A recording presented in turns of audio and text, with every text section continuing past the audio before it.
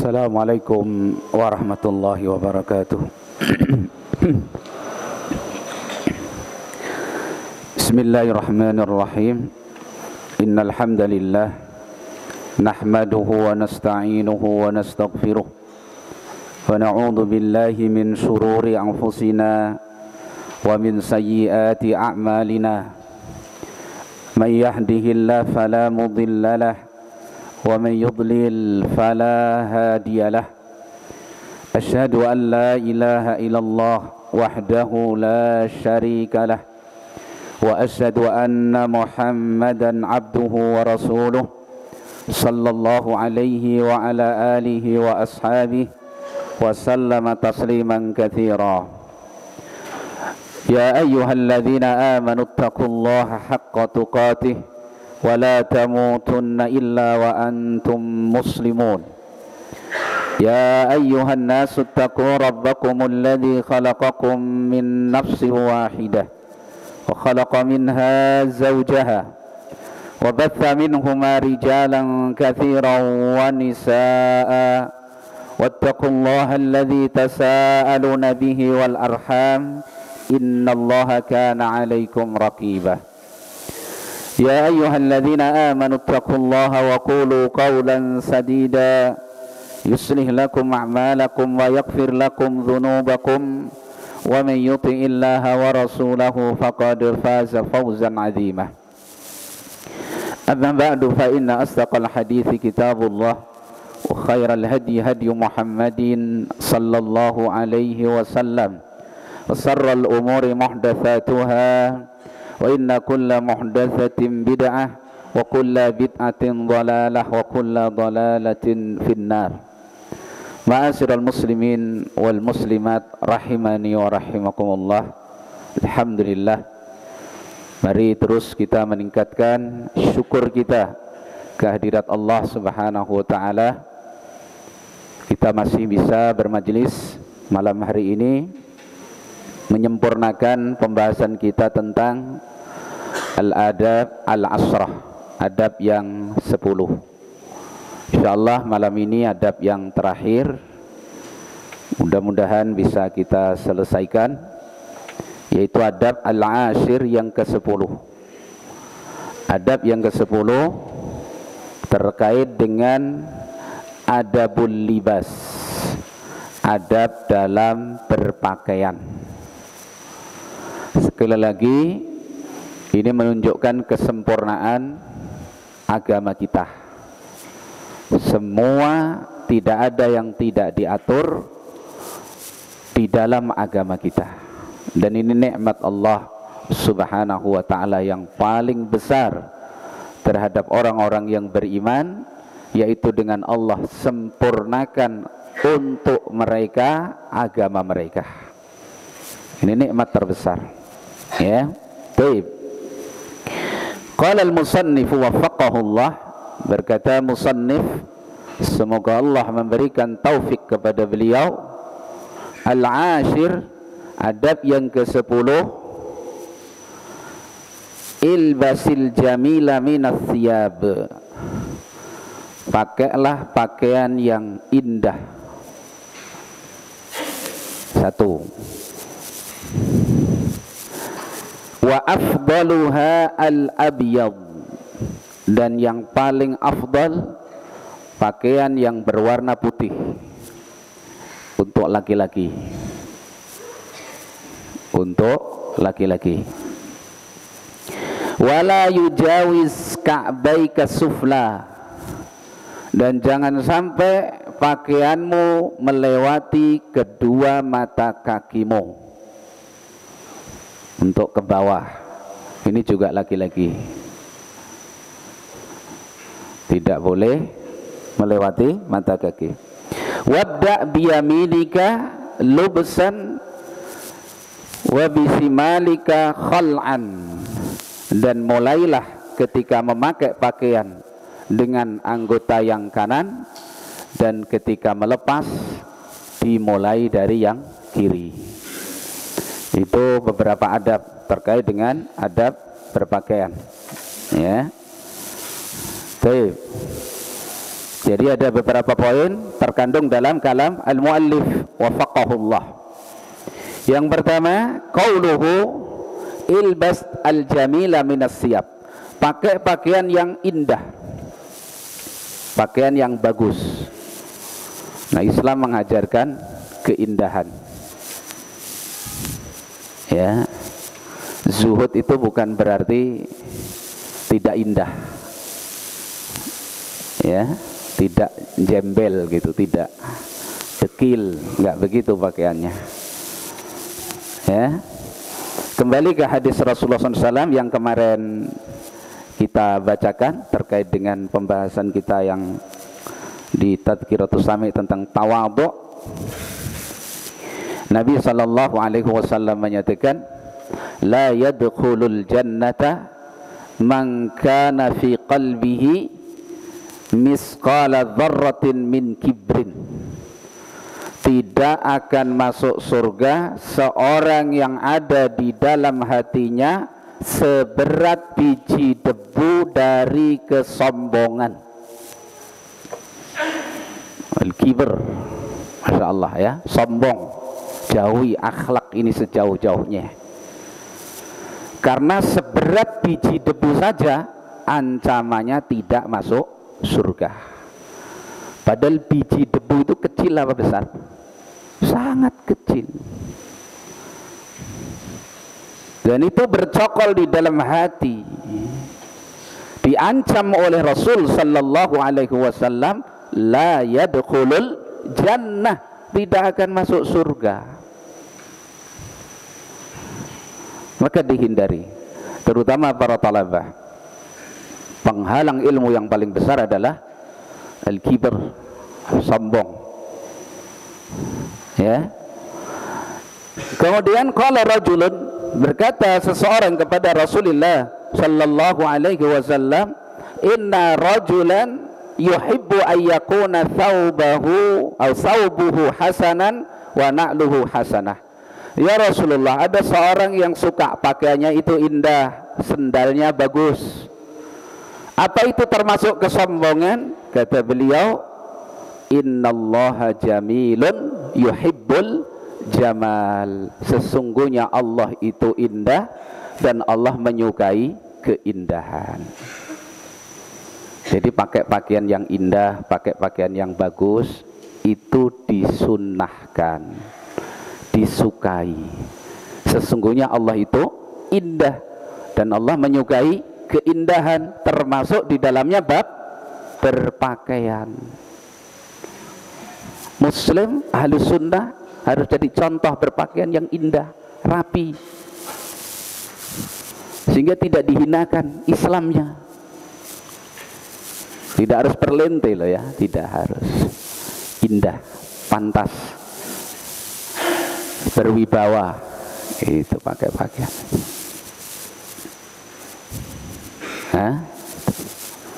Lalu Nabi menerjemahkan apa? Al-kibr, sombong itu batarul haq wa ghamtun nas, menolak kebenaran dan meremehkan manusia. Itu sombong. Jadi definisinya seperti itu, sombong itu menolak kebenaran dan meremehkan manusia. Jadi kalau ada sikap dalam hati kita meremehkan orang lain, itu kiber, sombong. Tapi berpakaian bagus, tampil bersih, rapi, tanpa meremehkan siapapun, itu jamil, bagus. Allah suka seperti itu. Ya, ini. Jadi pertama, pakai pakaian yang indah, pakai pakaian yang bagus, yang bersih, tampil yang rapi, dipandang itu enak gitu loh, tidak dekil.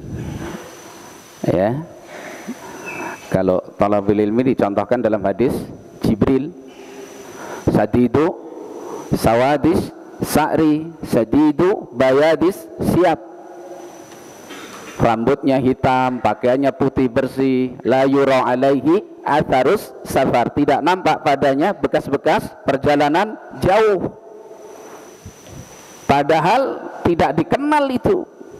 mestinya musafir, tapi pakaiannya bersih, tampilannya rapi. Itu talabatul ilm. Bukan tidak safar, tapi penampilannya seperti musafir sepanjang tahun, kan gitu ya. Asa akbar, masya Allah, berdebu biar mustajab doanya, ya. Baik. Jadi pakai pakaian yang rapi, indah. Bahkan disunnahkan bagi laki-laki pakai wewangian, pakai tib, pakai wewangian, terutama ketika ibadah. Ya, baik. Itu yang pertama. Jadi pakai pakaian yang bagus dengan syarat tidak boleh berlebih-lebihan. Nabi SAW dalam hadis yang dikeluarkan oleh Imam At-Tirmidzi rahimahullah, beliau mengatakan kulu wasrabu watasaddaqu walbasu. Makanlah, minumlah, bersedekahlah dan pakailah pakaian min ghairi makhilatin wala sarafin, tanpa ada kesombongan dan tidak berlebih-lebihan. Gak boleh berlebih-lebihan dalam berpakaian sampai lemarinya rukuk karena nggak kuat, ya. Kebanyakan pakaian akhirnya disia-siakan. Itu nggak boleh, dilarang oleh Nabi. Dan jangan sombong atau memakai pakaian yang menandakan kesombongan, tidak boleh. Kata Nabi, min ghairi makhilatin wala sarafin, tidak ada kesombongan, tidak ada nilai berlebih-lebihan. Jangan setiap ada mode dibeli, mau macam-macam pakaiannya, ya. Cukup untuk ibadah ada, untuk belajar ada, untuk tidur ada, sudah cukup. Ada sahabat yang pakaiannya cuma satu, sahabiah pakaiannya cuma satu, miskin tapi nggak mengeluhkan kemiskinannya. Nggak ada yang mengeluhkan kemiskinannya sahabat itu. Fakir miskin tapi nggak mengeluhkan kemiskinannya. Ini istimewanya para sahabat, karena fakir miskin atau tidak punya itu sudah ketentuan Allah kepadanya. Jadi nggak pernah mereka jadikan problem. Ada seorang cuma datang kepada Nabi, seorang wanita, ya Rasulullah, laisa li illa thawbun wahid, saya nggak punya kecuali satu pakaian, wa ana akhidhu fi, kalau datang bulan saya ya pakai pakaian itu, jadi kena darah. Sama a'malu bihi, apa yang harus saya lakukan? Karena sholat ya pakai itu, harian ya cuman itu, cuman satu Kak. Jadi yang dia pikirkan bukan saya miskin ya Rasulullah, tolong di share di grup, butuh bantuan, donasi. Masya Allah. Ini kan kita enggak gitu. Tapi dia cari solusi bagaimana tetap bisa beribadah, enggak merasa sedih dengan miskinnya. Ini Masya Allah, ya. Kehidupan kalau dibangun di atas ilmu, di atas iman, di atas ukhuwah yang bagus, enggak problem. Orang miskin ketika perang Tabuk, Abu Bakar semua hartanya, Umar separuh, Utsman tanpa batas. Ada orang miskin nggak mampu apa? Nggak mampu bersedekah. Yang dia sedihkan nggak bisanya dia sedekah, bukan karena miskinnya. Selama ini nggak pernah mengeluh tentang kemiskinannya. Cuman saat pada sedekah dia nggak bisa. Ini yang bikin sedih. Sampai dia menangis tiap malam kepada Allah Subhanahu wa ta'ala, memikirkan apa yang bisa saya sedekahkan, andil saya untuk jihad fisabilillah. Sampai karena nggak menjumpai apapun, dia sedekahkan kehormatannya. Yang membicarakan kehormatan saya selama ini halal, saya nggak akan tuntut. Dan sedekah itu diperebutkan dari para malaikat untuk dibawa naik kepada Allah Subhanahu wa ta'ala. Nah, ini para sahabat. Di saat manusia hari ini berlomba-lomba dalam urusan pakaian, berlebih-lebihan dalam urusan pakaian, tidak laki, tidak perempuan. Bahkan kaum wanita hari ini yang sudah mengerti hijab harus menutup auratnya, roh ibadahnya memakai hijab itu hilang. Karena tujuan dia memakai hijabnya ternyata hanya untuk memperindah dan mempercantik diri, sehingga kesibukannya mengikuti mode-mode. Wanita muslimah dari dulu sejak zaman Rasul sampai zaman imam yang 4, nggak ada perubahan mode jilbab, itu nggak ada. Ada yang kupu-kupu, ada yang apa, buffalo, semua dibeli. Ini kan roh ibadahnya hilang, bukan lagi tujuannya menutup aurat supaya selamat dari fitnah, tapi malah menimbulkan fitnah. Dulu cadar di luar dibungkus gini, sekarang cadar masuk. Besok mau kemana lagi cadarnya ini? Dari belakang begini, tarik ke sini. Dan wanita-wanita yang nampaknya sudah berilmu kadang-kadang terfitnah di situ. Udah ngaji berapa lama? 20 tahun, masih kena juga subhat murahan kayak gitu. Ini pakaian. Jadi berpakaian itu ibadah, menutup aurat. Makanya di antara ciri pakaian wanita dijelaskan seperti Syekh Albani dan ulama yang lain, nggak boleh pakaian itu menjadi zinatun binafsiha. Jadi pakaian jadi perhiasan sendiri yang masih harus ditutup. Karena tujuan pakaian dipakai oleh kaum wanita untuk menutup perhiasannya. Lah pakaiannya yang dipakai di luar masih berbentuk apa? Perhiasan. Berarti harus ditutup lagi. Kalau tutupnya perhiasan lagi, tutup lagi. Mau berapa lapis terserah dia.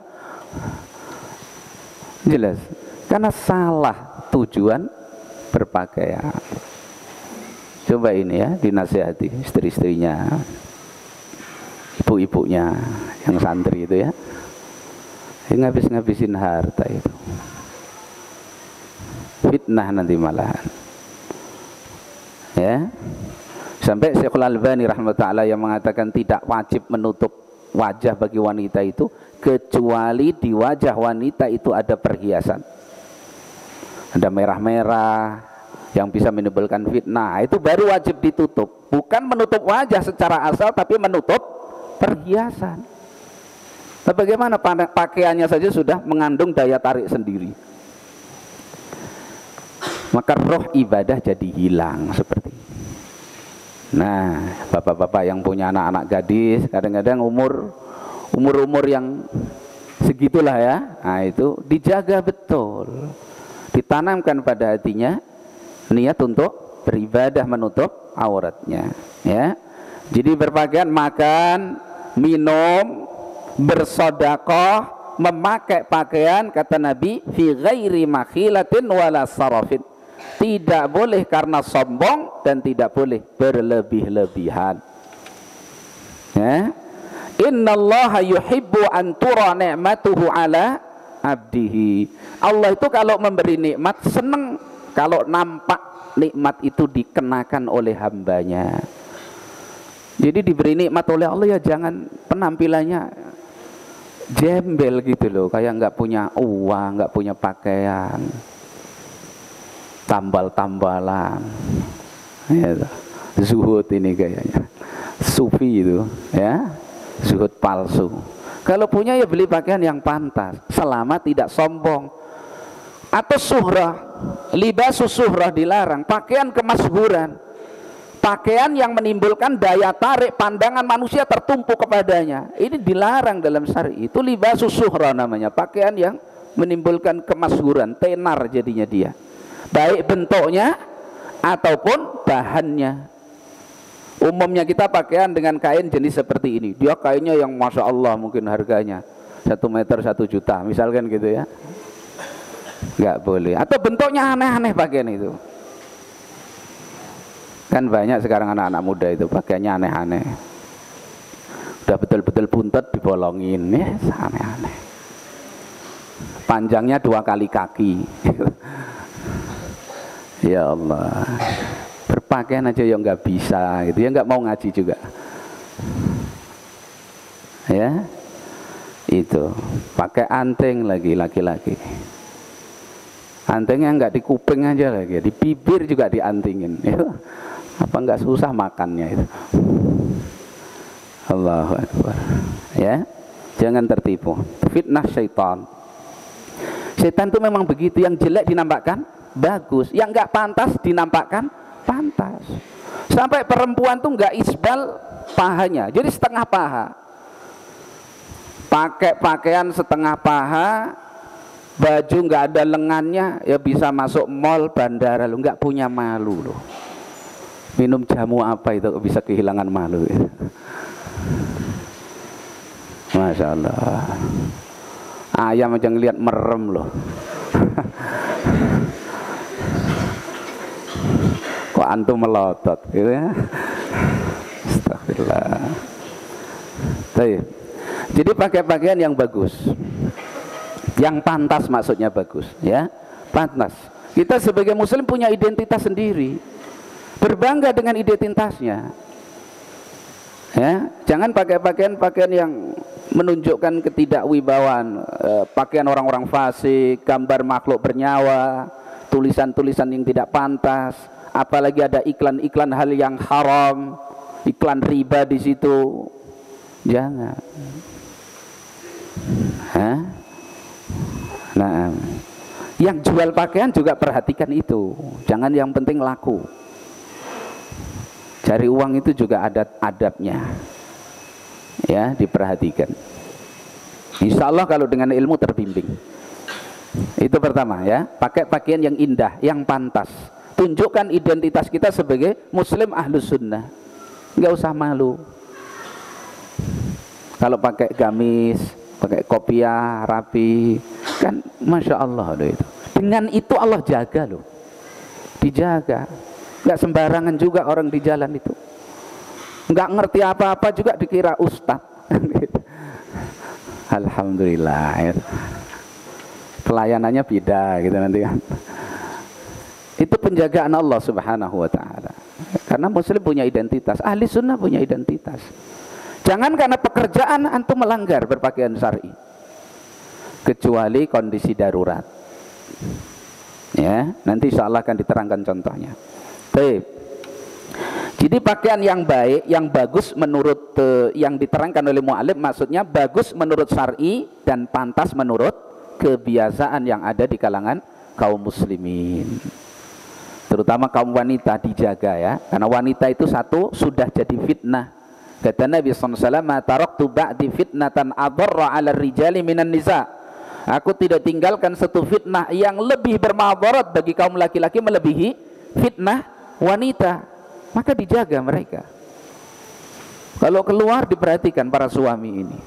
Jangan jadi dayus, suami yang nggak punya cemburu, dibiarkan istrinya keluar tanpa memenuhi persyaratan syar'i. Pakai wangi-wangian, pakaian tidak benar. Jangan alasan karena sayang. Itu justru tidak mencintai namanya. Ya. Nah. Kemudian yang kedua, wa afdaluha al-abyad. Pakaian yang paling afdal bagi kaum laki-laki yang berwarna putih.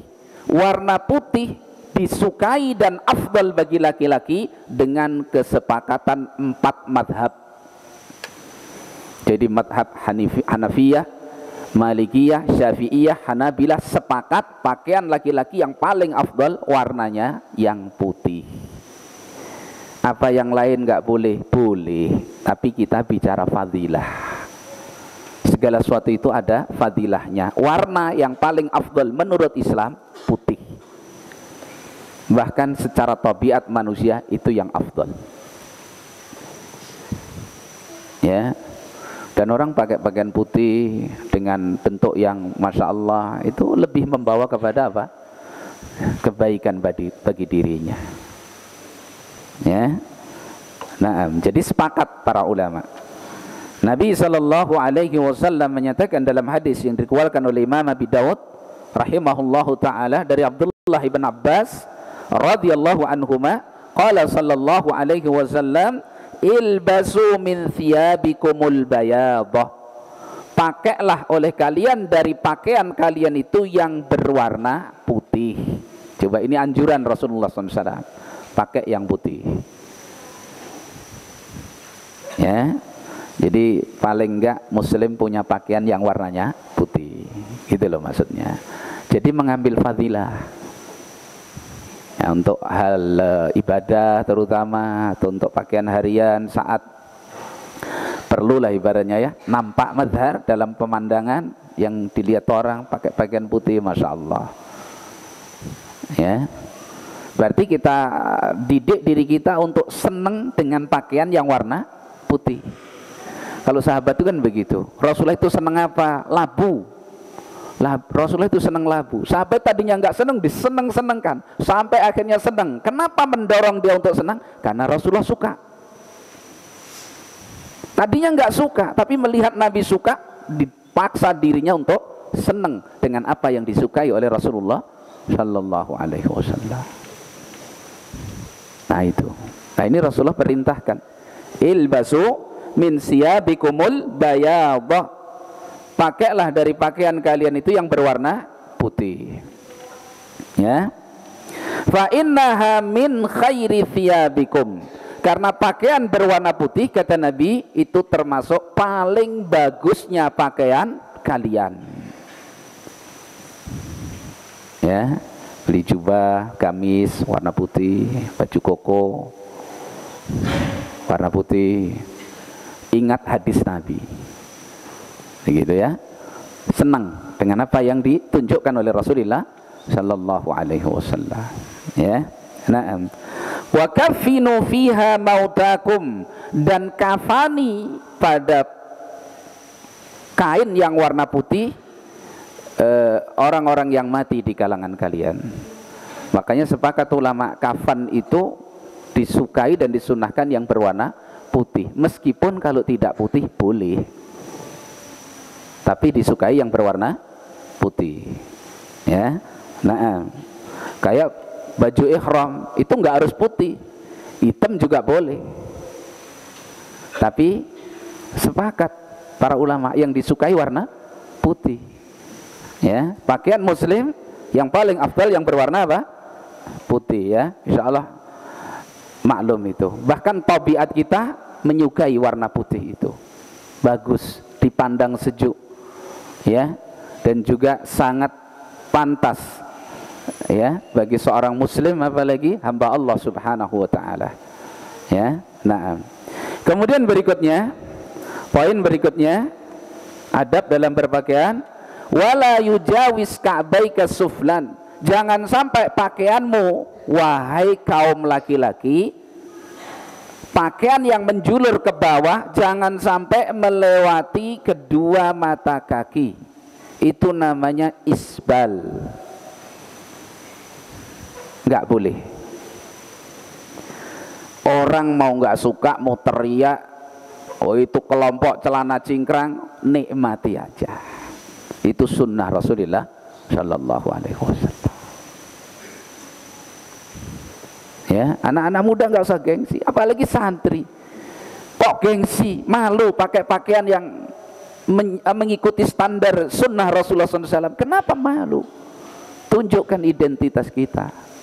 Itu nggak mengganggu apapun kok, nggak mengurangi pendapatan negara, nggak mengganggu lingkungan, nggak menjadikan negara ini nggak jadi maju, enggak kok. Nggak ada urusan dengan itu. Ini agama Allah Subhanahu wa ta'ala. Isbal nggak boleh ya. Maka nisfus sak, pakaian yang paling ideal bagi laki-laki, pakaian yang paling ideal bagi laki-laki itu nisfus sak, pertengahan betis. Betis kaki ini, telapak kaki, nah ini betis namanya, depan tulang betis setengah, ini yang paling afdol. Jangan juga terlalu naik, begitu pakai sholat rukuk lututnya kelihatan, jangan. Hawaii itu namanya ya. Jadi setengah betis ini yang afdol. Antara setengah betis sampai mata kaki ini mubah, dibolehkan. Yang penting tidak menutupi mata kaki, sampai mata kaki. Ini barat mata kaki, sampai sini. Jelas ya? Dari setengah betis. Nah itu ya. Untuk kaum wanita, dari setengah betis ini tambah 1 jengkal. 1 sibron, kata Nabi begitu, tambah 1 jengkal. Kalau kurang panjang kok masih nampak telapak kakinya, tambah 1 dirok, 1 depa dari setengah betis, tambah. Itu ukuran yang diberikan Rasulullah SAW. Rasulullah ketika menerangkan haramnya isbal, wanita ini bertanya, ya Rasulullah, kalau harus setengah betis, bagaimana kami kaum wanita? Coba cemburunya mereka.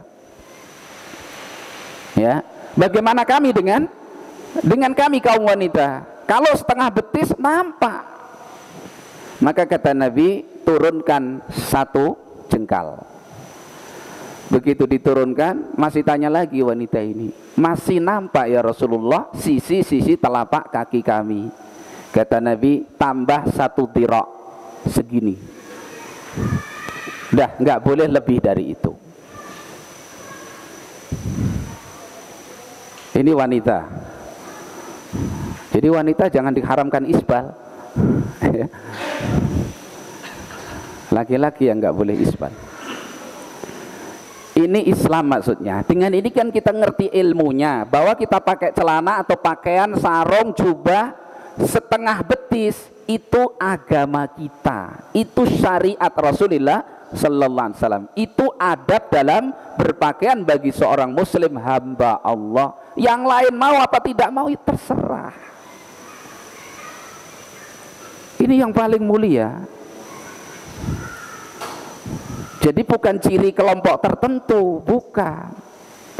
Ini ciri kaum muslimin dalam pakaiannya, laki-laki.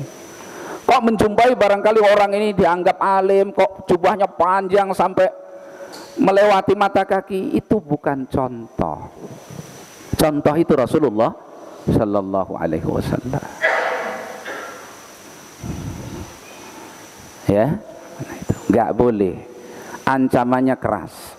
Rasulullah Sallallahu Alaihi Wasallam menyatakan, ma asfala minal ka'baini minal izar fa finnar. Apa saja yang melewati mata kaki dari pakaian, dalam hadis ini izar, sarung, kain yang dipakai melebihi mata kaki, maka itu terancam neraka.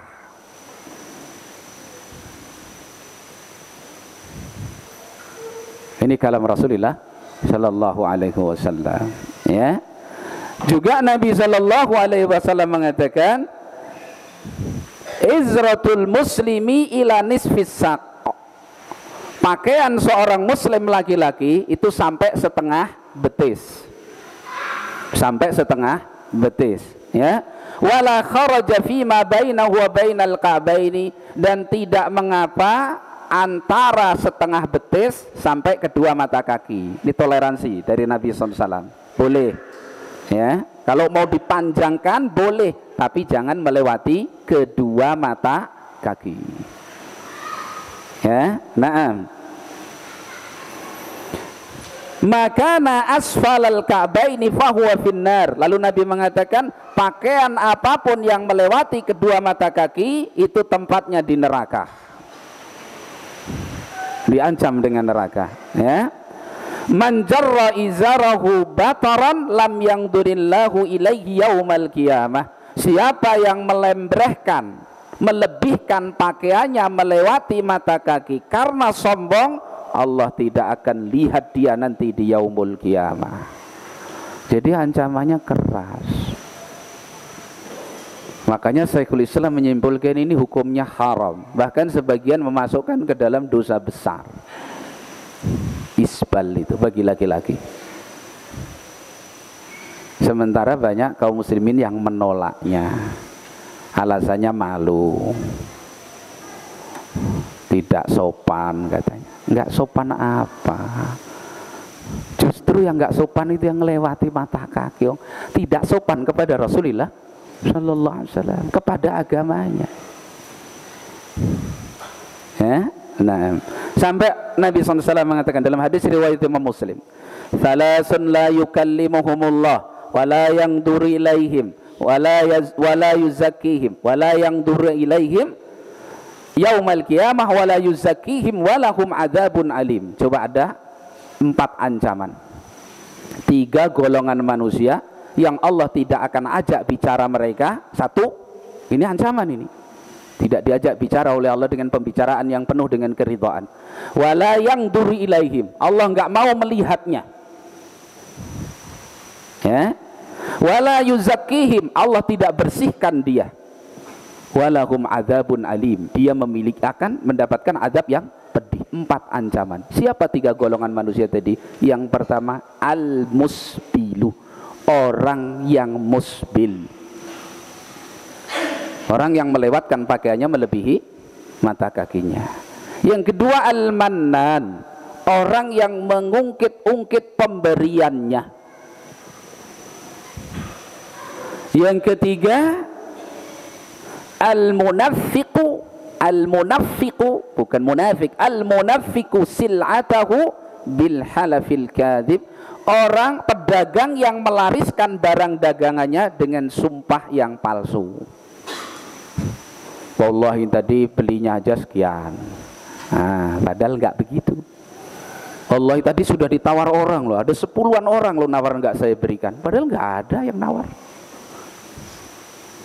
supaya laku. Yang pernah isbal, istighfar dan taubat, kembali ke sunnah Rasulullah SAW. Mudah itu, mudah sekali. Yang dulu pernah isbal sekarang enggak, barangkali dosa itu belum ditaubati, taubat kepada Allah, nyesal. Al-Mannan, yang suka mengungkit-ungkit pemberiannya, apalagi sampai menyakiti yang diberi, ini istighfar, taubat. Itu saya kasih, kalau nggak saya kasih, mana bisa dia makan? Menyakitkan. Ya, beri lepas. Harapkan kepada Allah pahalanya. Innama nut'imukum liwajhillah la nuridu minkum jazaa wala syukura. Kami berikan makan kepada fakir miskin mengharap wajah Allah, enggak minta balasan, enggak minta terima kasih. Orang itu kalau karena Allah enak, yang diberi mau menghargai enggak menghargai enggak penting bagi dia, tapi Allah pasti menghargai. Bahkan kadang diberi kok malah mencela, dinikmati aja, sedih simpen aja di sini, ya, karena Allah kok. Kalau ukhuwah itu karena seperti ini, masya Allah. Jadi pakai prinsip karena Allah. Kalau Allah masih perintahkan saya untuk bergaul dengannya, maka saya pergauli, meskipun dia tidak ridho.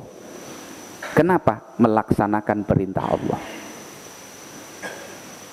Jadi yang lillah itu luar biasa, nikmat.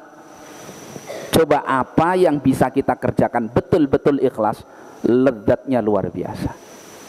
Meskipun harapan syahwat nggak terpenuhi, karena itu memang bukan pokok masalahnya. Ya, maka jangan menggantungkan harapan kepada manusia. Manusia itu miskin, nggak punya apa-apa. Kita ngasih ingin disanjung itu, merindukan kapan, kayak enggak. Sakit. Dia miskin kok. Tapi kalau Allah Maha Kaya. Ya. Nah, jadi jangan mengungkit-ungkit pemberian. Ya. Isbal dilarang. Kecuali darurat. Darurat itu misalkan seorang mengampu sebuah pekerjaan yang mengharuskan pakaiannya itu isbal. Seperti petugas kesehatan misalkan. Khusus misalkan yang menangani kasus virus corona, misalkan pakaiannya harus isbal karena harus aman lah katakanlah ya. Maka itu boleh, nggak masalah. Itu namanya darurat, bukan harian dia. Yang keliru itu harian, di rumah atau dimanapun pakaiannya isbal. Bikin celana ya memang diukur isbal. Itu malu kalau nggak seperti itu. Nah ini yang salah, yang berdosa itu yang seperti itu. Atau misalkan orang pakai pakaian ndak isbal, dia turun ke sujud, lembar kan, turun ke sujud, itu nggak masuk larangan. karena hanya saat turun. Begitu udah sampai sujud dia balik lagi nggak isbal, itu nggak masuk larangan. Atau tidur jangan dihukumi isbal. Tutup kakinya ini isbal, ini finar, nggak bisa tidur dia di neraka kok, ya. Tidak. Ya, nah, baik. Kemudian terakhir, wabda biyaminika lubsan, mulai ketika memakai pakaian itu dengan bagian yang kanan. Ya, jadi kalau pasang lengan ya kanan dulu kalau pakai. Seringnya apa ini? Bareng gini, kanan dulu. Itu adabnya. Ya, kalau ngelepas kiri, lepas kiri dulu. Celana juga begitu, kaos kaki juga begitu, sendal juga begitu, kecuali kopiah. Loh, kopiah nggak bisa, karena cuma satu. Ya, jadi nggak bisa dari kanan nggak usah, karena nggak ada kanan nggak ada kiri. Kalau tangan kan ada kanan ada kiri, kaki ada kanan ada kiri, baru itu dimulai gitu. Ya, nah, karena Nabi SAW mengatakan, idza labistum wa idza tawadda'tum fabda'u bi aimanikum. Kalau kalian pakai pakaian atau kalian berwudu, mulailah dari bagian yang kanan. Karena Nabi SAW yuhibbuhu tayammunu, adalah Nabi SAW menyukai mendahulukan anggota yang kanan. Ya, fi tatahhurihi, di dalam bersuci. Ya, di dalam berpakaian, wa fi amrihi kullihi, dan dalam seluruh urusannya. Dimulai dari yang kanan. Masuk masjid kaki kanan, pakai pakaian yang kanan dulu. Keluar masjid kaki kiri, melepas pakaian yang kiri dulu. Ya, nah. Kemudian ikhwan fiddin rahimani wa rahimakumullah, maka syarat berpakaian, kesimpulan ya, syarat berpakaian yang pertama menutup aurat dan longgar dan menutup aurat. Agak sedikit lebih ya, nggak apa-apa, pembahasan terakhir. Longgar dan menutup aurat, karena tujuan memakai pakaian itu di samping perhiasan, dia adalah menutup aurat. Ini tujuan pokok. Aurat laki-laki yang wajib antara pusar sampai ke lutut.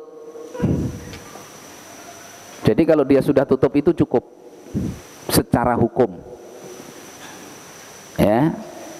Tapi kalau dia pakai pakaian seperti ya ditutup lebih dari itu lebih bagus, lebih membawa kepada kebaikan. Ya. Baik, itu syarat yang pertama. Jadi menutup aurat dan longgar, jangan sempit. Sempit itu secara syar'i sudah keliru, secara kesehatan juga salah. Karena ada yang begitu ya, sempit. Apalagi anak-anak muda kadang pakai celana itu, naiknya itu nggak sampai menutupi pusar. Karena ada model celana dari orang kafir dikasih, antum beli loh. Jadi celana itu bagian pantatnya itu nggak naik sampai ke atas, kayak mau copot gitu loh celananya itu. Iya toh, kok ya nyaman gitu. Terus buang nggak kemana-mana. Kaosnya dari atas nggak sampai bawah, jadi ada jeda di antara itu ya, ada ruang kosong. Terus sholat, ini di belakang nggak bisa khusyuk itu. Masya Allah, itu nggak sah sholatnya karena nampak auratnya. Kan gitu, kadang rukuk itu sudah ini narik ke bawah celananya, kaosnya narik ke atas, sudah di bawah pusar jauh. Orang garisnya itu kelihatan kok, garis loh ya. Ini nggak bisa pakai pakaian, ini nggak boleh hidup. Harus belajar dulu. Ya, nah, itu nggak menutup aurat namanya, atau ketat. Jadi menampakkan lekuk-lekuk tubuh, terutama kaum wanita tidak boleh. Wanita pakai kain yang terlalu lemah gemulai, kainnya bukan orangnya, sehingga baru dipakai udah nempel kayak kain basah udahan. Ini kadang disukai wanita, nggak boleh. Sampai ulama melarang wanita muslimah naik motor sendiri setir itu karena fitnah.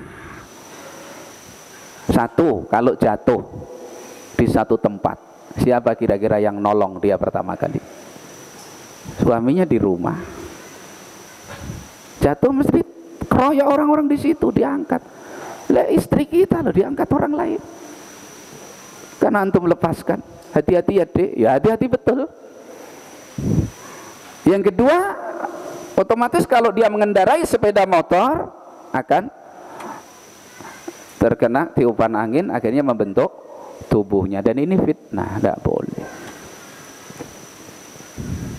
Ya sekarang masya Allah udah pakai hijab, udah kayak pembalap, ya toh? Masya Allah. Fitnah hari ini, itu fitnah ya, harus dinasehati.